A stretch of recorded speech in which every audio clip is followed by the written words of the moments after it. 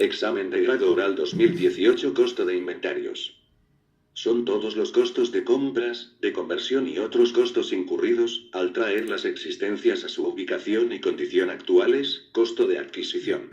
Los costos es el precio de compra, derechos de importación y otros impuestos, transporte, manejo y otros costos directamente atribuibles a la adquisición de productos terminados, materiales y servicios. Los descuentos comerciales, rebajas. Costos de conversión. Son costos directamente relacionados con las unidades de producción, la mano de obra directa. También incluyen la asignación sistemática de costos indirectos de producción variables y fijos en los que se incurre para convertir los materiales en productos terminados. Los costos indirectos de producción fijos son aquellos costos indirectos de producción que permanecen relativamente constantes sin tener en cuenta el volumen de producción, tales como la depreciación y el mantenimiento de edificios y de equipo de planta, así como el costo de la administración y dirección de fábrica. Los costos de producción variables son aquellos costos indirectos de producción que varían directamente o casi directamente con el volumen de producción obtenida, tales como los materiales indirectos y la mano de obra indirecta. Costo contable.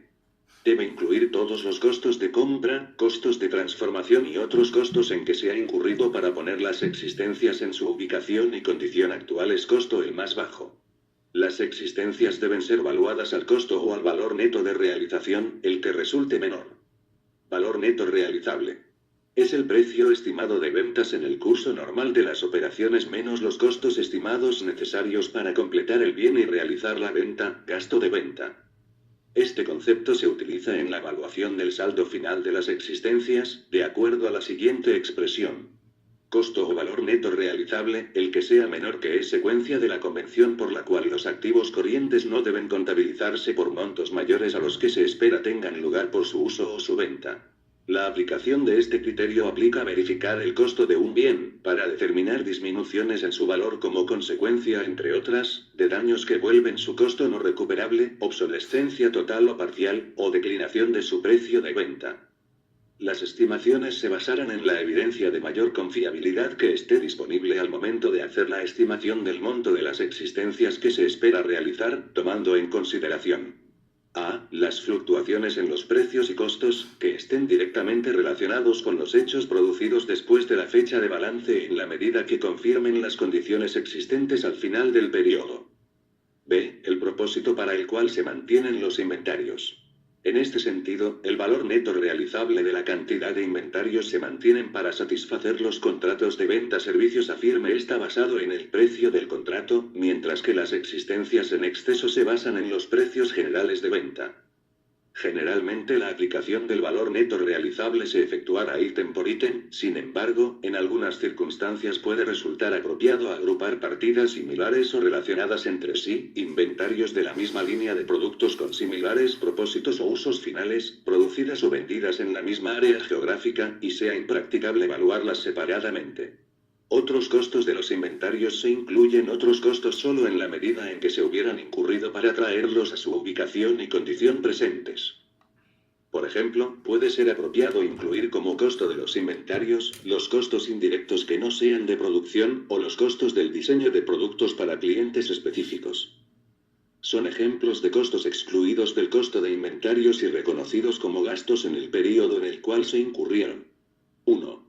Cantidades anormales de desperdicio de materiales, mano de obra y otros costos de producción. 2. Costos de almacenamiento, a menos que esos costos sean necesarios en el proceso de producción, previamente a un proceso más avanzado de producción. 3. Gastos administrativos que no contribuyen a dar a los inventarios su ubicación y condición actuales. Y 4. Gastos de venta.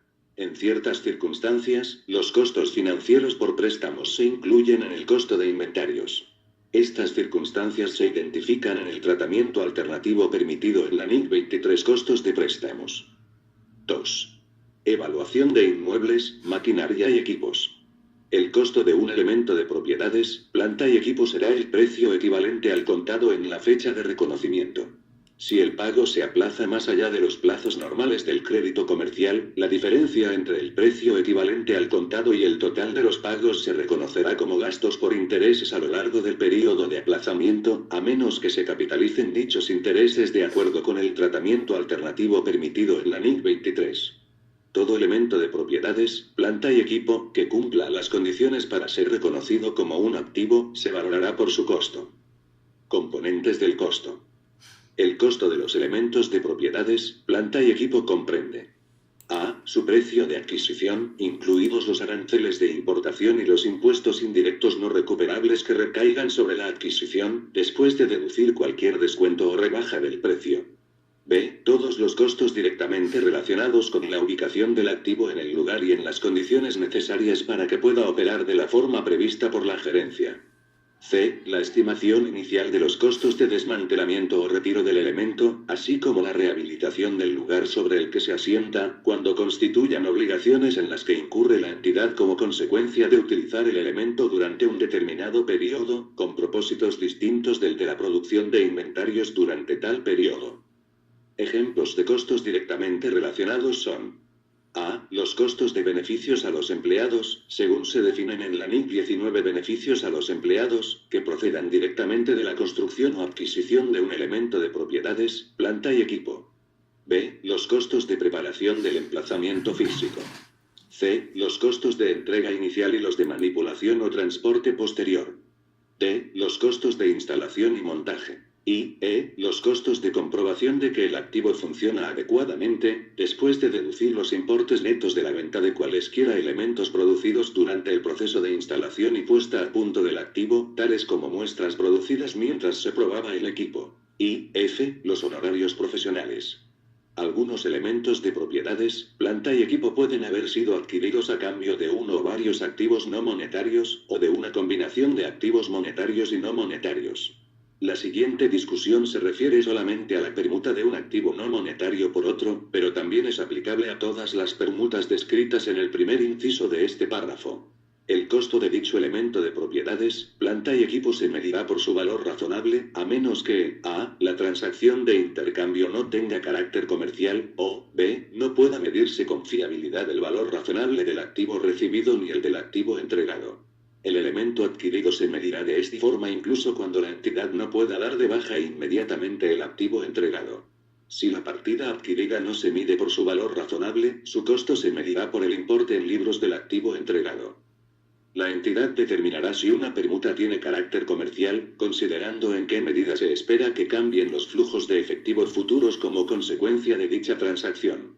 Una transacción de intercambio tendrá carácter comercial si: a. La configuración, riesgo, calendario e importe de los flujos de efectivo del activo recibido difiere de la configuración de los flujos de efectivo del activo transferido. O b. El valor específico para la entidad de la parte de sus actividades afectada por la permuta se ve modificado como consecuencia del intercambio. Y además, c. La diferencia identificada en A o en B resulta significativa al compararla con el valor razonable de los activos intercambiados. Al determinar si una permuta tiene carácter comercial, el valor específico para la entidad de la parte de sus actividades afectada por la transacción deberá tener en cuenta los flujos de efectivo después de impuestos.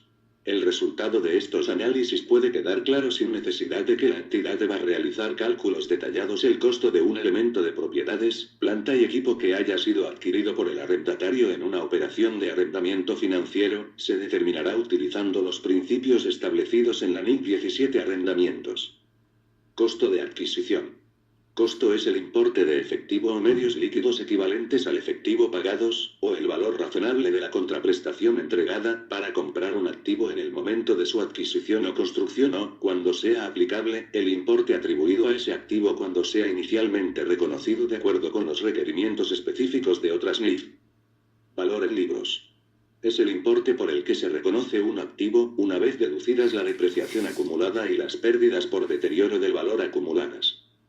Valor residual de un activo es el importe estimado que la entidad podría obtener actualmente por desapropiarse del elemento, después de deducir los costos estimados por tal desapropiación, si el activo ya hubiera alcanzado la antigüedad y las demás condiciones esperadas al término de su vida útil. Depreciación. La entidad estará obligada a determinar el cargo por depreciación, de forma separada, para cada parte significativa de un elemento de propiedades, planta y equipo.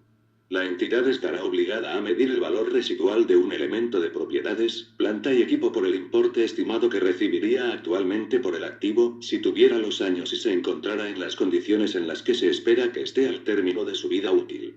La entidad estará obligada a comenzar la depreciación de un elemento de propiedades, planta y equipo cuando esté disponible para su uso, y continuará depreciándolo hasta que sea dado de baja en cuentas, incluso si durante dicho periodo dicha partida ha estado sin utilizar. Revaluación. Normalmente, el valor razonable de los terrenos y edificios se determinará a partir de la evidencia basada en el mercado mediante una tasación, realizada habitualmente por tasadores cualificados profesionalmente. El valor razonable de los elementos de planta y equipo será habitualmente su valor de mercado, determinado mediante una tasación. Cuando no exista evidencia de un valor de mercado, como consecuencia de la naturaleza específica del elemento de propiedades, planta y equipo y porque el elemento rara vez es vendido, salvo como parte de una unidad de negocio en la entidad, podría tener que estimar el valor razonable a través de métodos que tengan en cuenta los desempeños del mismo o su costo de reposición una vez practicada la depreciación correspondiente. La frecuencia de las revaluaciones dependerá de los cambios que experimenten los valores razonables de los elementos de propiedades, planta y equipo que se estén revaluando. Cuando el valor razonable del activo revaluado difiera significativamente de su importe en libros, será necesaria una nueva revaluación. Algunos elementos de propiedades, planta y equipo experimentan cambios significativos y volátiles en su valor razonable, por lo que necesitarán revaluaciones anuales.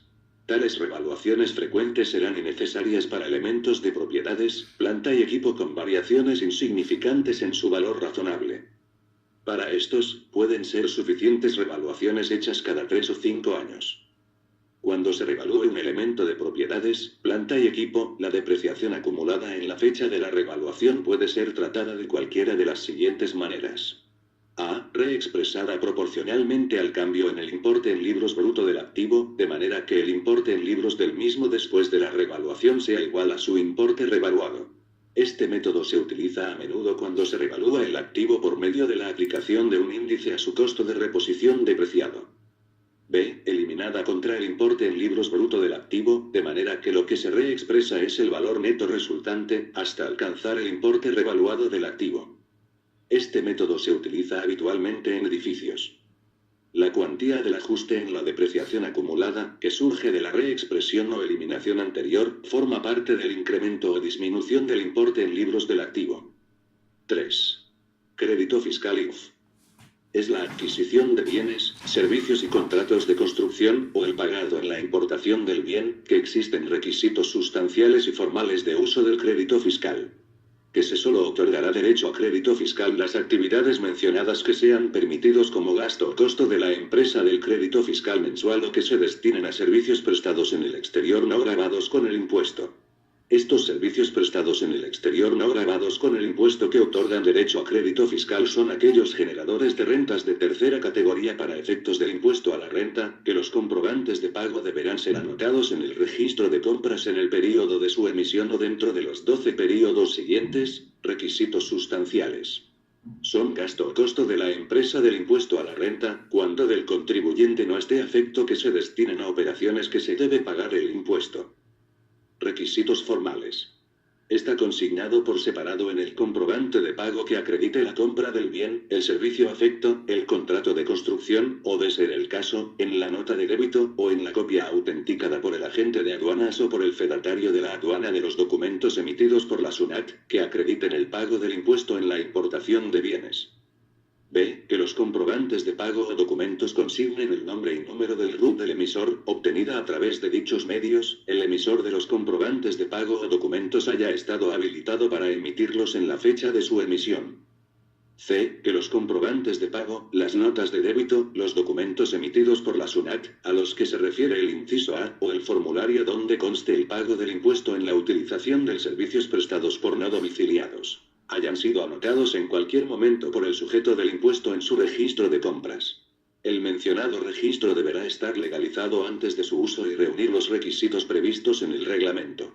Que los comprobantes de pago, las notas de débito, los documentos emitidos por la aduana o el formulario donde conste el pago del impuesto en la utilización de servicios prestados por no domiciliados, hayan sido anotados por el sujeto del impuesto en su registro de compras en el mes de su emisión o dentro de los 12 meses siguientes.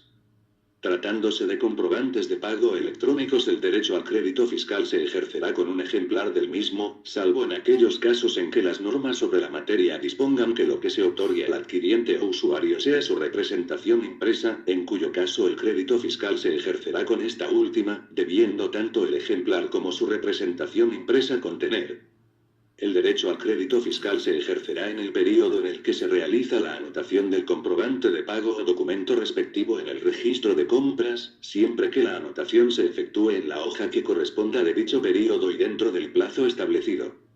Que el impuesto esté consignado por separado en el comprobante de compra del bien, del servicio afecto, del contrato de construcción, o de ser el caso, en la nota de débito o en el documento emitido por la aduana, que acredite el pago del impuesto en la importación de bienes.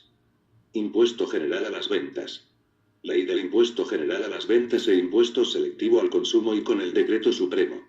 Su reglamento, con el cual se han dictado las normas que regulan el Impuesto General a las Ventas y el Impuesto Selectivo al Consumo, se promulgó el reglamento de la Ley del Impuesto General a las Ventas e Impuesto Selectivo al Consumo, cuyo texto la tasa del 16% del Impuesto General a las Ventas y deberá agregársele el 2% por el Impuesto de Promoción Municipal, haciendo el 18%. Es importante resaltar que el Impuesto General a las Ventas es un impuesto con el cual todos nos vemos llamados a contribuir en nuestra vida diaria, de una u otra manera, día a día nos vemos afectados por este impuesto. Lo primero que se debe tener claro es, como lo señala el artículo de la ley en mención y 2 de su reglamento, es lo referente a las actividades u operaciones, como lo llama la ley, gravadas por esta. Son los siguientes. A. La venta en el país de bienes muebles, ubicados en el territorio nacional o cuya inscripción, matrícula, patente o similar haya sido otorgada en el país, aun cuando al tiempo de efectuarse la venta se encuentre transitoriamente fuera de él. Que se realice en cualquiera de las etapas del ciclo de producción y distribución, sean estos nuevos o usados, independientemente del lugar en que se celebre el contrato, o del lugar en que se realice el pago. B. La prestación o utilización de servicios en el país. C. Los contratos de construcción. D. La primera venta de inmuebles que realicen los constructores de los mismos. La posterior venta del inmueble que realicen las empresas vinculadas con el constructor, cuando el inmueble haya sido adquirido directamente o de empresas vinculadas económicamente con el mismo, cuando se demuestre que el precio de la venta realizada es igual o mayor al valor de mercado. E. La importación de bienes.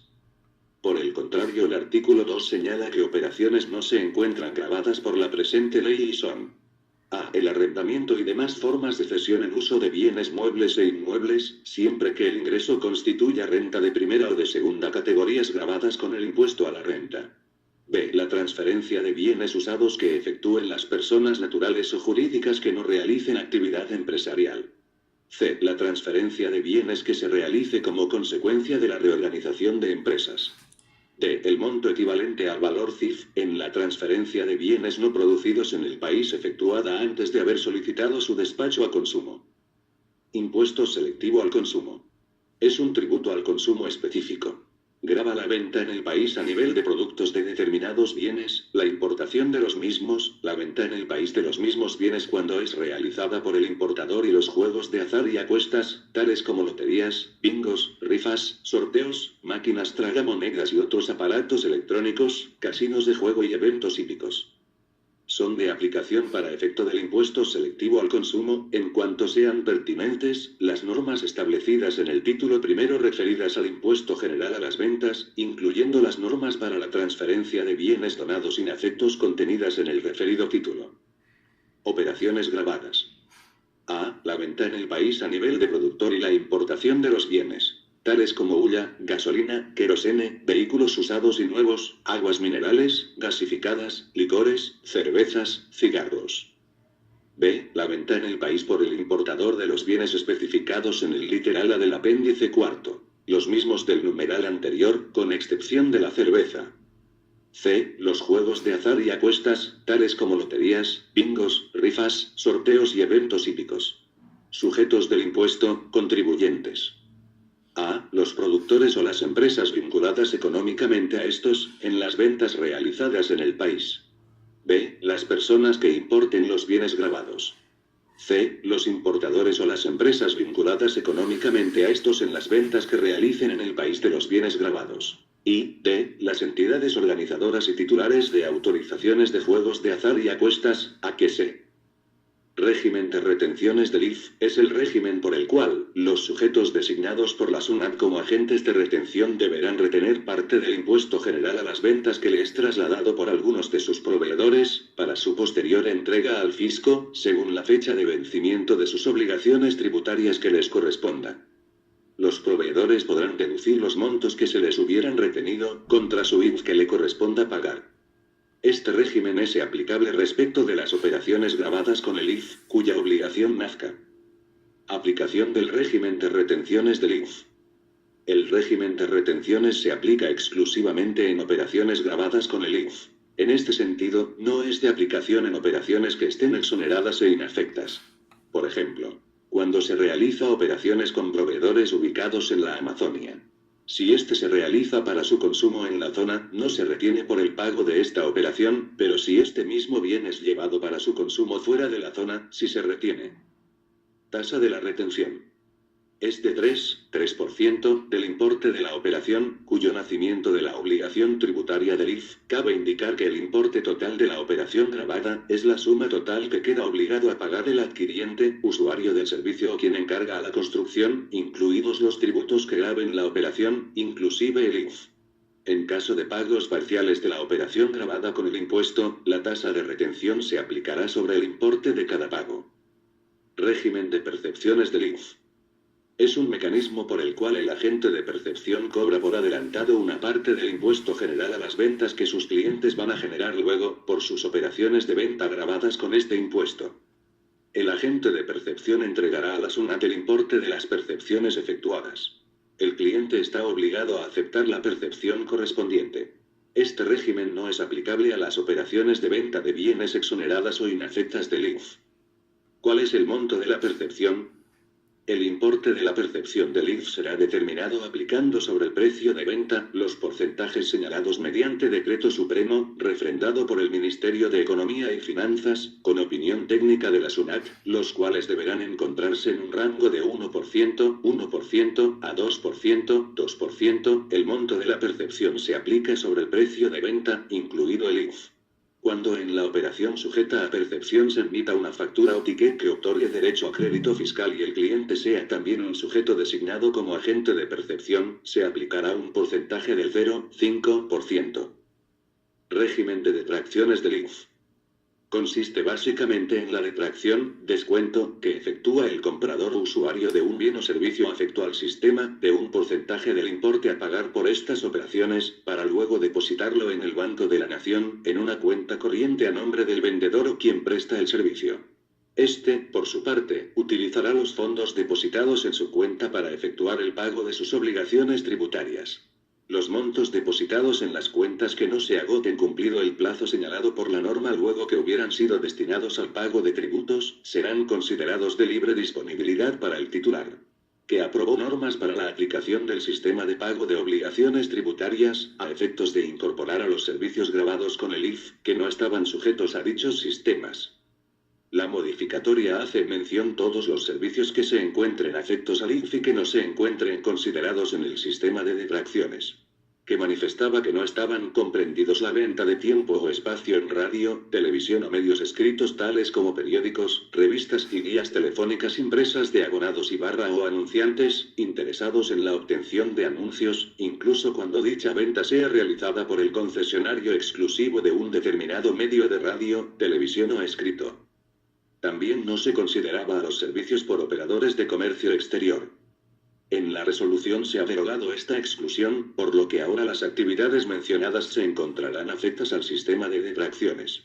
1. Se aplicará a toda prestación de servicios en el país comprendidos en el numeral 1 del inciso C, la ley del IF que no se encuentre incluida en algún otro numeral del anexo 3. 2. Se excluyen de la definición de los demás servicios degravados con el IF.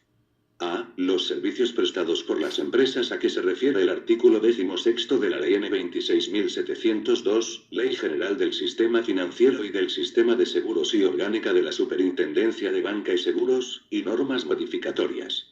B. Los servicios prestados por el Seguro Social de Salud, e-Salud. C. Los servicios prestados por la Oficina de Normalización Previsional, OMP. D. El servicio de expendio de comidas y bebidas en establecimientos abiertos al público tales como restaurantes y bares. E. El servicio de alojamiento no permanente, incluidos los servicios complementarios a este, prestado al huésped por los establecimientos de hospedaje a que se refiere el Reglamento de Establecimientos de Hospedaje, aprobado por Decreto Supremo N. 029/2004, MINCETUF, el servicio postal y el servicio de entrega rápida.